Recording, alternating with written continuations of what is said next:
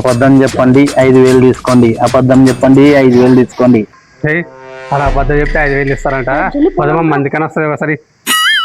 అబద్ధం చెప్పండి 5,000 తీసుకోండి. నిజంగా ఇస్తారా 5,000? నిజంగా ఇస్తామన్నా. సరే చెప్పనా, అబద్ధం చెప్తాను.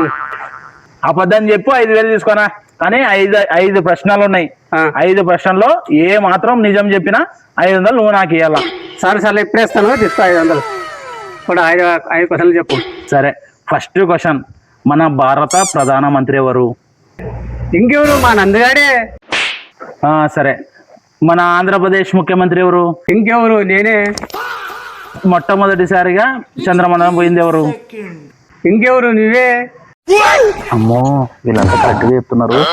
5,000 కట్టే ఉంటాయి. సరే, 4 క్వశ్చన్లు అయినా చూడు. 5వ క్వశ్చన్ చెప్తా చూడు. ఏడైనా 4 క్వశ్చన్లు, 3 క్వశ్చన్లు చెప్పినావు, 4వ క్వశ్చన్ చెప్పు. చూసివే, నిజం చెప్తివే. నీ 500 నాదే, నా 5,000 నాదే.